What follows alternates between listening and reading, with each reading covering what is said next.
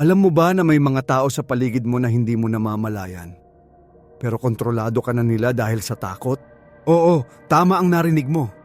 Ang takot isang simpleng emosyon ay maaaring maging pinakamakapangyarihang sandata para manipulahin at pamahalaan ang ibang tao.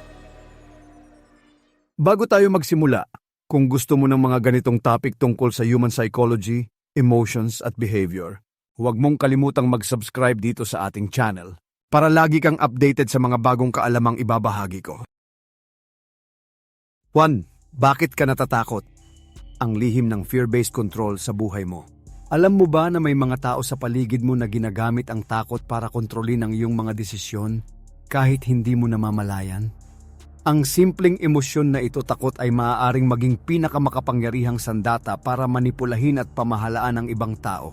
Fear-based control o control gamit ang takot ay isang psychological tactic kung saan ang isang tao o grupo ay nagagamit ang takot para pilitin o pamahalaan ang kilos, desisyon at isip ng iba. Ito ay makikita sa iba't ibang aspeto ng buhay, sa trabaho, relasyon, o kahit sa social circles. Ang layunin nito ay panatilihin ang kapangyarihan sa pamamagitan ng intimidation o manipulation. Karaniwang paraan ng fear-based control ay ang paggamit ng threats, guilt, shaming, isolation, at constant monitoring.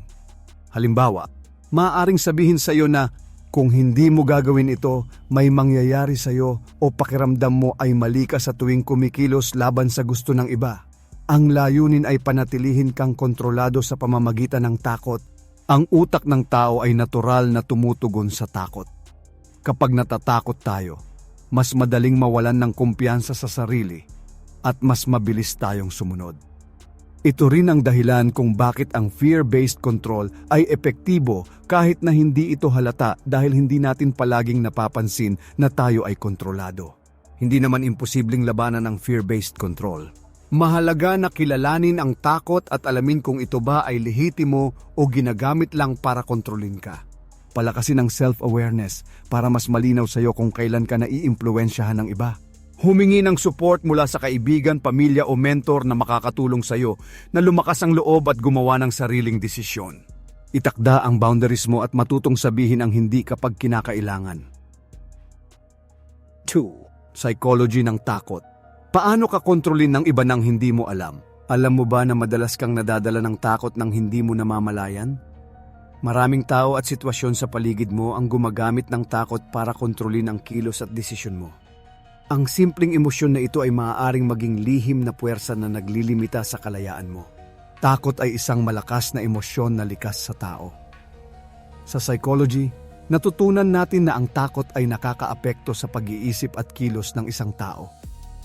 Kapag ang takot ay ginagamit ng iba bilang paraan ng kontrol, nagiging instrumento ito para manipulahin at pamahalaan ang ibang tao nang hindi nila namamalayan. Madali kang makokontrol kapag natatakot ka. Maaaring gamitin ng iba ang subtle na paraan tulad ng pagpaparamdam na mali ka, constant na pangbabantay sa kilos mo, o pagpapalayo sa iyo sa iyong support system. Minsan, hindi mo man direkta maramdaman, ang takot ay nagtutulak sa iyo na sumunod sa gusto ng iba at iwasan ang aksyon na maaari mong gawin para sa sarili mo. Ang utak ng tao ay may natural na reaksyon sa takot. Kapag natatakot, mas mabilis tayong nag-a-adjust sa kapaligiran at sumusunod sa ibang tao para sa pakiramdam ng kaligtasan. Ito rin ang dahilan kung bakit ang fear-based control ay halos hindi nakikita dahil ang biktima mismo ay hindi alam na sila ay kontrolado. Upang makawala sa ganitong kontrol, mahalaga na kilalanin ang takot at suriin kung ito ay lehitimo o ginagamit para manipulahin ka. Palakasin ang self-awareness para malinaw sa iyo kung kailan ka naiimpluwensyahan ng iba. Humanap ng support mula sa kaibigan, pamilya o mentor na makakatulong sa iyo na maging matatag. Matutong itakda ang personal boundaries at huwag matakot na magsabi ng hindi kapag kinakailangan. 3. Fear as a weapon, ang dark psychology ng pagkontrol sa tao. Alam mo ba na ang takot ay pwede ring gawing sandata? Maraming tao ang gumagamit ng takot hindi lang para sa kanilang kaligtasan kundi para kontrolin ang iba. Ang simpleng emosyon na ito ay nagiging isang malakas na puwersa na nagpapahina sa loob mo at nagtutulak sa iyo na sundin ang gusto ng ibang tao. Sa psychology, ang takot ay isang natural na reaksyon na tumutulong sa atin upang umiwas sa panganib. Ngunit sa dark psychology, ang takot ay nagagamit para manipulahin at kontrolin ang ibang tao. Kapag ginagamit bilang sandata, ang takot ay nagiging paraan para maipilit ang kilos at desisyon ng biktima nang hindi nila lubos na nauunawaan. Karaniwang ginagamit ang takot sa pamamagitan ng intimidation, threats, at pagmamanipula sa emosyon. Pwede rin itong magmula sa subtle na paraan, tulad ng pagpaparamdam na palaging mali ang desisyon mo o ang constant na pangbabantay sa mga aksyon mo. Ang layunin ay panatilihin ang kapangyarihan at kontrol sa biktima. Mabilis tumugon ang utak ng tao sa takot. Kapag natatakot, mas madaling mawalan ng kumpiyansa sa sarili at mas sumusunod sa ibang tao para sa pakiramdam ng kaligtasan.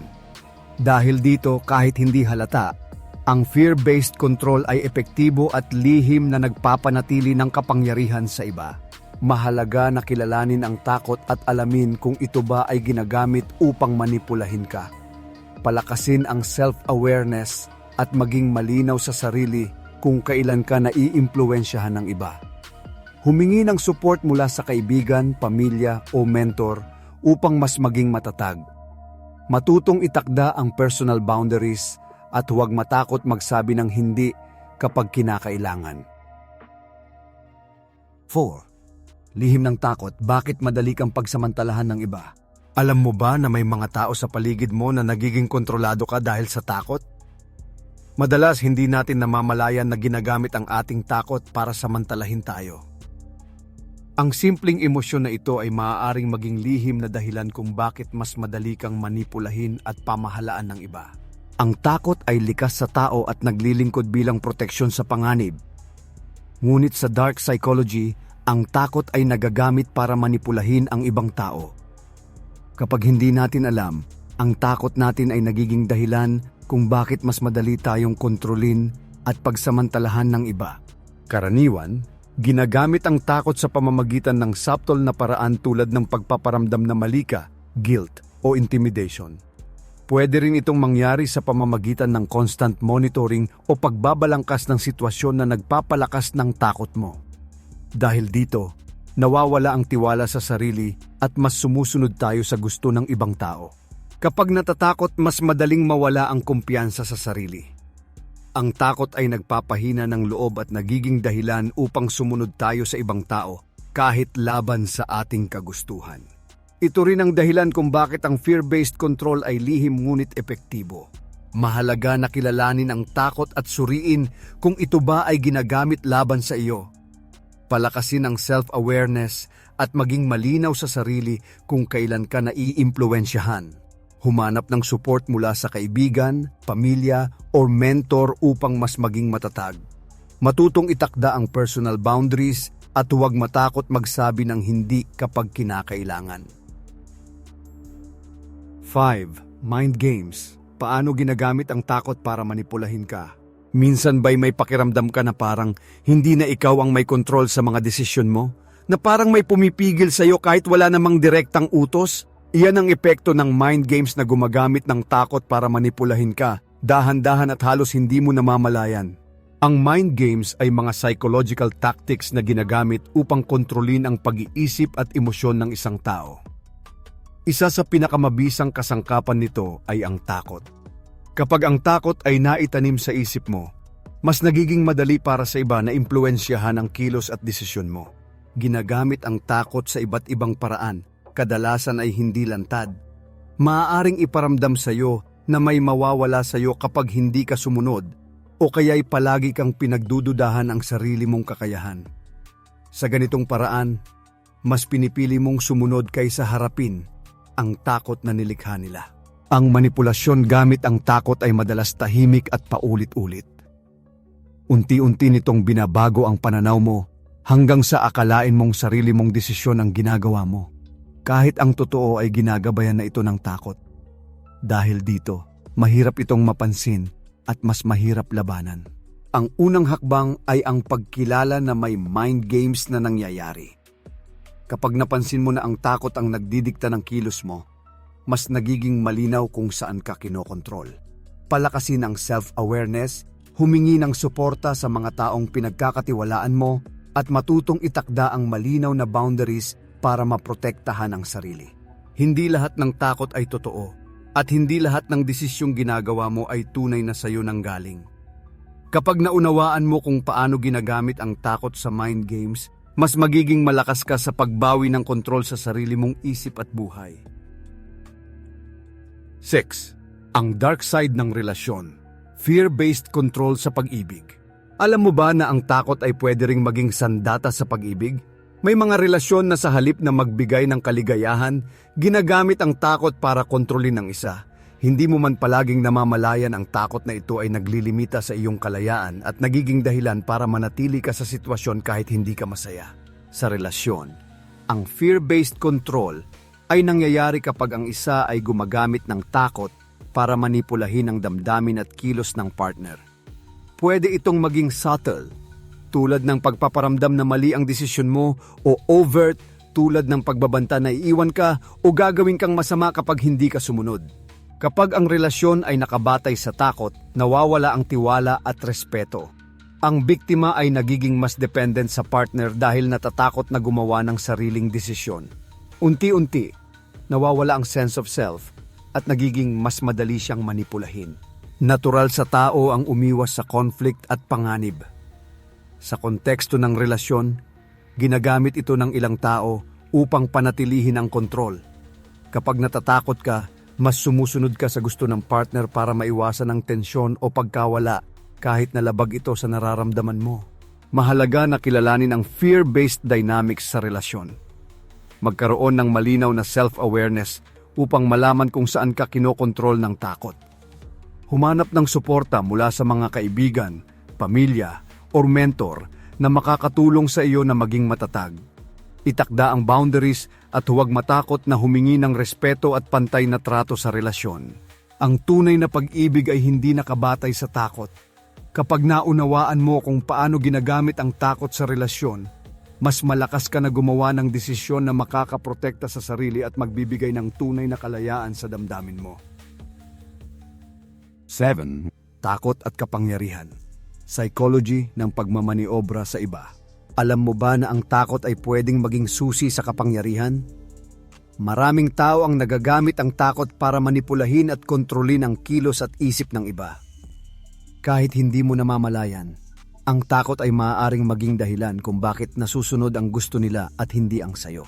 Sa psychology, ang takot ay natural na reaksyon ng tao sa panganib. Ngunit may mga tao na ginagamit ang takot bilang paraan ng kapangyarihan. Kapag ang isa ay may kakayahan na kontrolin ang takot ng iba, nagiging madali para sa kanila na manipulahin ang kilos, desisyon at isip ng biktima. Ang takot ay maaaring gamitin sa iba't ibang paraan.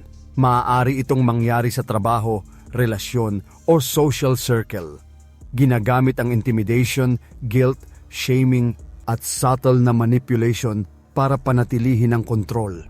Unti-unti, ang biktima ay nagiging dependent at mas sumusunod sa gusto ng manipulator. Mabilis tumugon ang utak ng tao sa takot. Kapag natatakot, mas madaling mawalan ng kumpiyansa sa sarili at mas sumusunod sa ibang tao. Dahil dito, nagiging lihim ngunit epektibo ang fear-based control. Ang biktima ay hindi palaging nakakaalam na sila ay kontrolado. Mahalaga na kilalanin ang takot at suriin kung ito ba ay ginagamit upang manipulahin ka. Palakasin ang self-awareness at alamin kung kailan ka naiimpluwensyahan ng iba. Humingi ng support mula sa mga kaibigan, pamilya o mentor upang mas maging matatag. Itakda ang personal boundaries at huwag matakot magsabi ng hindi kapag kinakailangan. Ang takot ay natural na bahagi ng buhay. Ngunit hindi ito dapat gamitin upang kontrolin ka. Kapag naunawaan mo kung paano ginagamit ang takot para sa kapangyarihan, mas malakas ka sa paggawa ng sariling desisyon at sa pagpapanatili ng kalayaan mo. 8. Controlled by fear. Paano ka pinipilit na gawin ang ayaw mo? Napansin mo ba na minsan ay parang ginagawa mo ang gusto ng iba? kahit labag ito sa nararamdaman mo. Maraming pagkakataon na hindi mo namamalayan, ang takot ay ginagamit para pilitin ka na gawin ang ayaw ng ibang tao. Ang simpleng emosyon na ito ay nagiging lihim na puwersa na naglilimita sa kalayaan mo. Kapag natatakot ka, mas madaling mawalan ng kumpiyansa sa sarili at mas sumusunod sa gusto ng iba. Ang takot ay pwedeng gamitin sa subtle o diretsong paraan. Maaaring iparamdam sa iyo na may masamang mangyayari kung hindi ka sumunod o kaya'y patuloy na ipinaalala na mali ang desisyon mo. Unti-unti, nagiging normal sa iyo ang pagsunod sa kanilang kagustuhan. Ang utak ng tao ay natural na nagre-react sa takot para protektahan ang sarili. Ang reaksyong ito ay nagiging dahilan kung bakit epektibo ang fear-based control. Kapag natatakot ka, mas nagiging sensitive sa banta at mas madali kang manipulahin kahit hindi mo namamalayan na may kumokontrol sa iyo. Mahalaga na kilalanin ang takot at alamin kung ito ba ay ginagamit laban sa iyo. Palakasin ang self-awareness upang malaman kung kailan ka naiimpluwensyahan ng iba. Humanap ng suporta mula sa kaibigan, pamilya o mentor para mas maging matatag sa sarili. Itakda ang personal boundaries at huwag matakot magsabi ng hindi kapag kinakailangan. 9. Takot sa loob ng isipan, ang lihim ng manipulasyon sa tao. Alam mo ba na ang pinakamakapangyarihang paraan ng manipulasyon ay hindi laging nakikita? Minsan, ang takot ay itinatago sa loob ng isipan mo at ginagamit ito para kontrolin ang kilos at desisyon mo nang hindi mo namamalayan. Ang lihim na puwersang ito ay dahan-dahang kumukontrol sa buhay mo. Ang takot ay natural na reaksyon sa panganib, ngunit sa psychological manipulation, ang takot ay inilalagay sa isip ng tao upang kontrolin ang kanilang pag-iisip at kilos. Kapag naiimpluwensyahan ng takot ang isipan, mas nagiging madali para sa iba na manipulahin ang mga desisyon at aksyon ng biktima. Ang takot sa loob ng isipan ay kadalasang subtle. Maaaring iparamdam sa iyo na may masamang mangyayari kung hindi ka susunod o paulit-ulit na pinapalakas ang guilt at insecurities mo. Unti-unti, nagiging normal sa iyo na sumunod sa gusto ng iba at hindi mo namamalayan na naimpluwensyahan ka na ng fear-based control. Ang utak ng tao ay mabilis tumugon sa banta at panganib. Kapag natatakot ka, mas madaling mawalan ng kumpiyansa sa sarili at mas sumusunod sa iba para sa pakiramdam ng kaligtasan. Dahil dito, kahit hindi lantad, nagiging epektibo ang manipulasyon at kontrol. Mahalaga na kilalanin ang takot sa loob ng isipan at suriin kung ito ba ay ginagamit laban sa iyo. Palakasin ang self-awareness upang mas malinaw kung saan ka naiimpluwensyahan. Humanap ng suporta mula sa kaibigan, pamilya o mentor upang mas maging matatag sa sarili. Itakda ang personal boundaries at huwag matakot magsabi ng hindi kapag kinakailangan. 10. Fear trap. Paano ka na ipapasok sa kontrol ng iba? Alam mo ba na may mga sitwasyon at tao sa paligid mo na parang naglalatag ng bitag at hindi mo namamalayan na nahuhulog ka? Ang takot ay isa sa pinakamabisang paraan para mapasok ka sa kontrol ng iba. Kapag natakot ka, mas madaling mawalan ng kalayaan sa sariling desisyon at mas madali kang manipulahin. Ang fear trap ay isang psychological tactic kung saan ginagamit ang takot para pasukin ang kontrol sa isipan at kilos ng isang tao.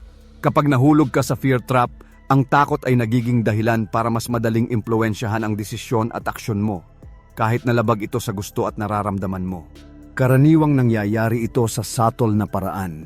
Maaaring iparamdam sa iyo na may masamang mangyayari kung hindi ka susunod o paulit-ulit na pinapalakas ang guilt at insecurities mo. Unti-unti, nagiging normal sa iyo na sumunod sa gusto ng iba at hindi mo namamalayan na kontrolado ka na nila. Ang utak ng tao ay natural na tumutugon sa takot. Kapag natatakot, mas mabilis tayong mawalan ng kumpiyansa sa sarili at mas sumusunod sa ibang tao.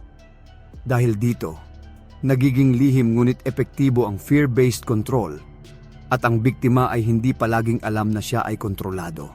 Mahalaga na kilalanin ang fear trap at alamin kung ito ba ay ginagamit laban sa iyo. Palakasin ang self-awareness upang mas malinaw kung saan ka naiimpluwensyahan. Humanap ng suporta mula sa kaibigan, pamilya o mentor para mas maging matatag sa sarili. Itakda ang personal boundaries at huwag matakot magsabi ng hindi kapag kinakailangan. Takot. Isa itong simpleng emosyon, pero sa maling kamay, nagiging sandata, bitag, at lihim na puwersa na kumukontrol sa ating buhay. Ngayon, alam mo na kung paano ginagamit ang fear-based tactics upang manipulahin at pamahalaan ang ibang tao. Alam mo rin kung paano kilalanin ang takot, palakasin ang sarili, at ibalik ang kontrol sa iyong isipan at kilos. Huwag mong hayaang maging biktima ng fear trap.